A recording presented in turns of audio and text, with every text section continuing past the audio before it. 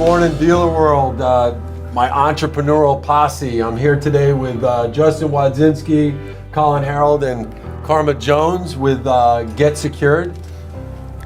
Super excited to highlight them this month. They've been a dealer of ours since November of 2017, but there's actually a history with these three that I want to share and have them highlight a few things in their career that I think will benefit you guys out there, that will show you that there's a path and a way and an ability to use this program to better yourself and your organization. So you guys started in November of 2017, Justin, and you've been in the security industry for how long?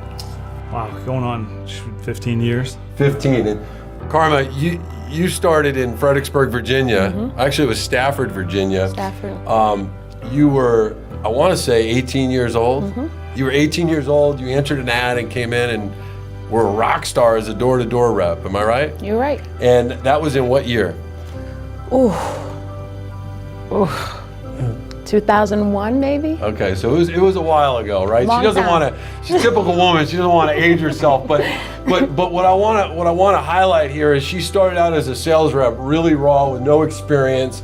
Went through the process, became a van leader, became a trainer, ran her own office. Mm-hmm. I remember that being a highlight in your career, where she was doing all the hiring and training, and sat down with her and I said, Karma, I believe you have what it takes. I've seen you grow up, not only grow up from a young lady to a woman. Mm-hmm. I've watched you grow up in this industry and in our business, and it really, I mean, it makes the hair on my arm stand up, because it's such a great testimony when you think about where you started as a young lady. And I can remember having conversations where, you didn't know what you wanted to do in life, but it's true. But one of the hardest working people I've ever met, and I'll tell you, Karma does not come without drama. I'm gonna have to throw that out there. She is a young lady who probably put me through the ringer a few too many times, but I'm gonna tell you something. When you talk about raw talent, that's what we got with Karma. But you went from trainer to office to running your own office to then realizing that it was time for you to make that leap of faith and start being responsible for your own bills. Mm-hmm. And I can only imagine, because I know what I went through when I transitioned you from a trainer to a branch manager. When you were faced with that reality of transitioning, what was specific in your mind? What stood out that helped you get through that transition so easily?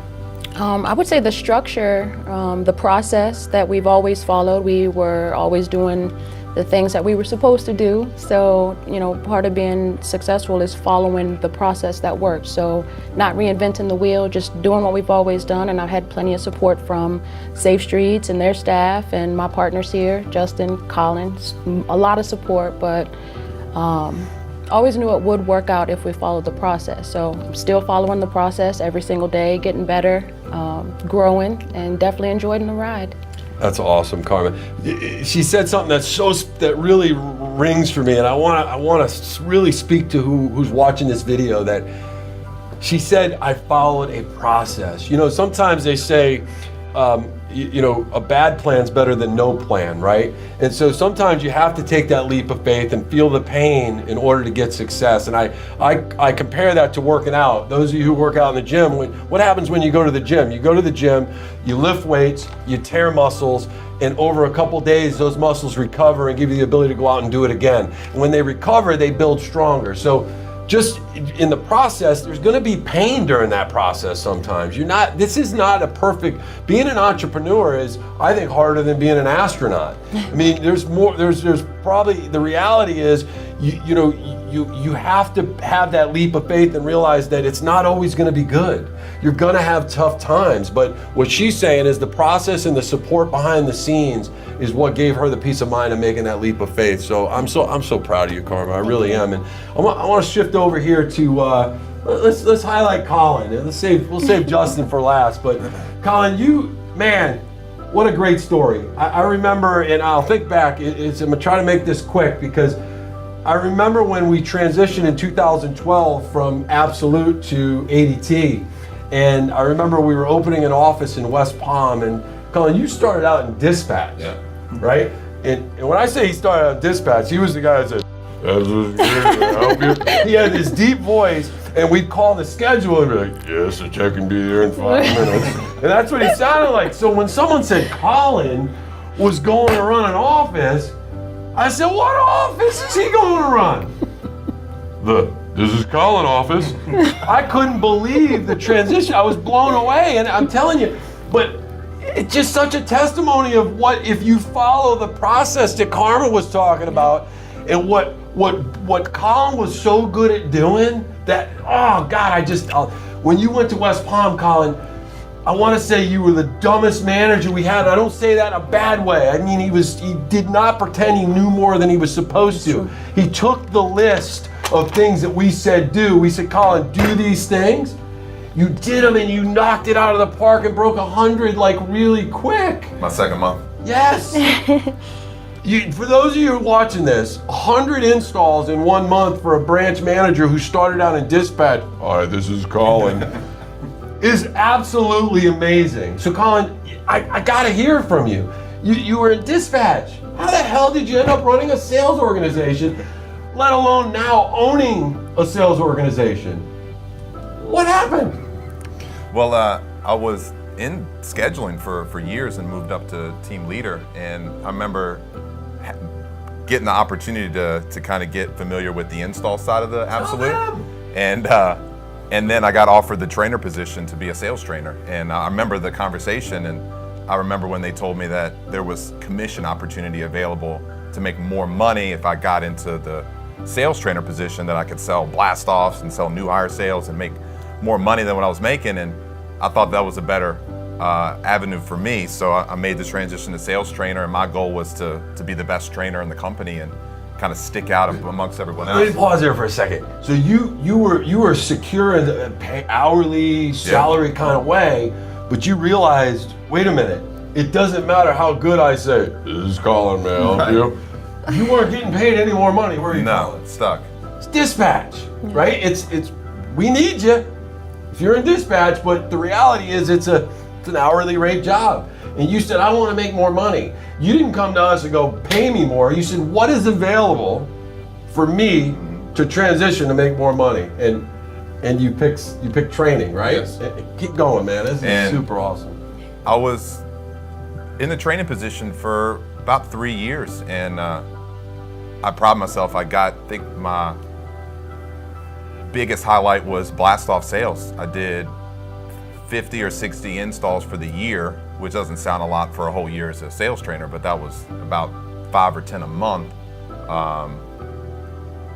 And just the opportunity to work with the new hires and help the sales team and grow the sales team. I got to see the whole sales process from getting the new hire, bringing them in, training them, passing them off to the sales department. So then from transition to a sales trainer to then running an office, I got to see someone running an office for 3 years before I jumped into it myself. So I kind of saw what not to do and kind of some of the things to do and pick people's brains along the way. And when I got the West Palm position, it was definitely a big leap of faith moving from my family, but I knew it was better. You moved from Virginia My whole family's to still West Palm Beach, Florida. Now it's not torture, it's West Palm and it's Right. a beach and there's bikinis and I get it. But that's a big transition, man. You're leaving your nest. Yeah. Right? You're leaving this is Colin, may I help you? And you're going into like, oh God, I only make money if I produce. Yeah. Right? Like, I mean, you got a little bit of a salary because you were running an office, but it wasn't much. No, you had to sell. You had to sell it. Well, we're in a sales organization, right? So those of you watching, if you work for a dealer, that's what you're supposed to do, is sell. That's what we do. We produce, we protect families. So that's your job, and we hope Absolutely. you're good at it. So, Colin, what an awesome story, man. And it's really just begun. I mean, you guys did your first month in business, they did 205 installs. Their BMIB, which is best month in business since they started, is 276 installs. And I'm gonna say you guys have you write great business. You guys are high MMR, so you're pushing the automation product, and because that's what we're in. We're in a home automation business, folks. If you're selling basic systems, you're basically selling flip phones. Let's get in the automation business. If you're not, get in the business of what we do. We protect people through connectivity.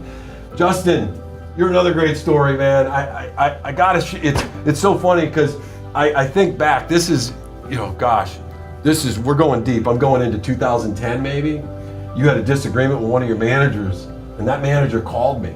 I'm not even gonna say who he is, but that manager called me and said, hey, I fired Justin. And I said, are you beep, beep, beep, beep, beep, beep, beep. That's what I said, because when you find good people, you don't want to lose them. And Justin was a special person. We just knew how hard of a worker he was. And I said, you need to go get Justin back. And didn't he? We did. He did. And here's the great news. Justin now is an entrepreneur himself. But Justin, you started out, oh my gosh, if I think about it, you've done almost every role in this organization. So you guys are set up for success because of every different position you've all done. The depth, we call that depth, right? When you look at your executive team, the depth that you guys have with the support of Safe Streets is probably, I think, second to none. Yeah, we truly appreciate it. I think with Karma's background in sales, Colin's background in training, my background with just having a little bit of a hand in everything has really led us to be able to just take strides in what we do. And I think that it has allowed us to kind of take our dips and our valleys and deal with them how we do and build it right back up, because this business is constantly changing and requires a lot of energy and effort, but we've all done and had experience doing different things that allow us to always know that if we work hard and you follow, like we said earlier, the process, that we can get well beyond where we want to be. So it's been a pleasure to have these guys to turn to, but it's also been a lot of fun and certainly something that allows us to focus on selling with Safe Streets, because while done a lot of those operational things, I'm glad I don't have to do them anymore. So that's a great point. And that's what Safe Streets brings to the table, is that back end support where it's only getting stronger, it's getting better. And every now and then you might see a hiccup in the process, but that's only because we're ripping the Band-Aid off to make it stronger and better. We're doing things necessary to make this organization more efficient. We got a lot of things coming down the pipe that I'm super excited about. More automation, more efficiency, better CRMs, better experience for your customer, for your sales reps. And that's the thing that I preach to our people at Safe Streets, guys, is that you guys are our customers. You guys watching this, if you're a dealer or in the process of becoming a dealer, you're our customer. And we take that responsibility so seriously. We preach it nonstop. And while we do make mistakes, we believe the relationships that we create with our dealers, it allows our dealers to have a mindset that, you know what, I'm not going to judge Safe Streets by one mistake. I'm going to judge how they solve the problem, and I'm going to judge how the effort and resources they put into making sure that doesn't happen again. And I think that you see that on every level, where we don't just we don't hide behind. We own it, and we fix it, and we do things necessary to make sure it doesn't happen again. And listen, we believe that the only reason we're a great organization is because of people like you. We have a lot of people like you. And I believe if you surround yourself with good people, like you hang out at the barbershop long enough, you're gonna get a haircut, right? And Lou Holtz was asked once, how do you keep everybody so positive and motivated? And he says, no, I don't. I get rid of the unmotivated. I get rid of the negative people. Well, my career has been surrounding myself with positive people. I don't let anybody steal my happiness, and I hope that you guys don't do the same either. And I'm gonna touch on one last thing before we exit here, is, when you transition, this is kind of funny to me, and it's a little bit of a poke at them, so I want to add this, but I recall all the times that you guys worked for Safe Streets, and there was times where I was always trying to create efficiency in the economic arena, right? And I'd say, well, I think that guy's overpaid. We need to get rid of this guy, and he doesn't work, and let's move this piece. And you guys fought me tooth and nail how desperately you needed these people. and now, when I fast forward to 2017, November 1st, when Get Secured was formed, and you guys had the opportunity to hire these same people that you needed so desperately, I found it kind of ironic that they went from being salaried employees to eat what you kill employees. How'd that happen? I think our business transitioned quite a bit since we started, but I think if we went back to the roots of it, I can certainly appreciate why we did the things that we did when we were getting started back in the old Absolute days. And I think that when you have to make the decisions yourself with your own money, you make the best decisions possible for the business itself to sustain and grow. And I think we learned that. And I think that a lot of our people knew that. And I think they actually performed better that way. Hit the nail on the head. I think that's been one of the most fantastic things that we've been able to acknowledge. We didn't take anything away from anybody. We actually enabled them to make more money and grow. Such a great point, Justin. And this is good for every entrepreneur out there. You are doing people a disservice if you're not managing to expectations. And that was a lesson that you learned. And even if it cost me a lot of money for you to learn that lesson, I'm grateful for that, because if you're successful, I'm successful. We're partners in a lemonade stand. And I love the fact that, hey, you said no when I wanted to get rid of them, but you said bye-bye when it was your turn to hire them. But that's okay. That's okay. So guys, I want to celebrate Get Secured. This is by far going to be one of the top companies in our organization in the alarm space. They are committed to creating efficiency, building automation, and growing people. Absolutely. I mean, you guys are really focused on. They are people first, mission always, but they are focused on their people. And I think that you picked up that trait, hopefully from our previous time together. We believe people. You guys are the most important thing. And as the president of Safe Streets, and I have business partners who are incredibly awesome, who I can speak for them. We thank you for everything that you do every day. We thank you. I think we're going to have a bang out month this month. Evo is finishing up, and Evo, thank you for what you do. Your Protection Connection is knocking it out of the park this month.